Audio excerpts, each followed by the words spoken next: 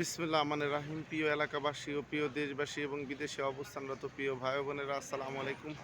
সম্মানিত সুধী ও প্রিয় দেশবাসী, আপনারা দেখতে পাচ্ছেন যে আমি এখন রয়েছি দিনাজপুর জেলার ঐতিহ্যবাহী বাহাদুর বাজার আর শীতল হোটেলে।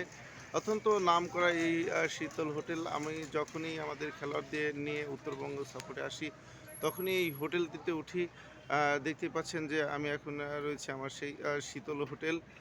সম্মানিত সুধী ও প্রিয় দেশবাসী, এম মাঘ মাস দেখতেই পাচ্ছেন, চারদিক আজকে ঘন কুয়াশায় আচ্ছন্ন। অর্থাৎ এই পরিমাণ কুয়াশা যে আসলে কিছুই দেখা যাচ্ছে না। দেখতে পাচ্ছেন দিনাজপুরের যে শহর বাহাদুর বাজার।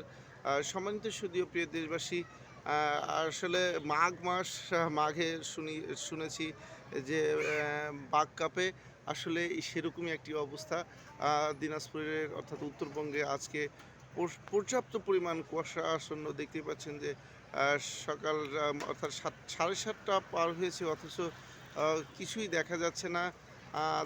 সম্মানিত সুধী ও প্রিয় দেশবাসী, আপনাদের আদরের সোনামণিদেরকে শীতজনিত সমস্ত রোগ থেকে মুক্ত রাখার জন্য শীতের কাপড় পরিধান করান এবং দেখতে পাচ্ছেন যে কি পরিমাণ কুয়াশা, অর্থাৎ অত্যন্ত শীত এই উত্তরবঙ্গে বর্তমান।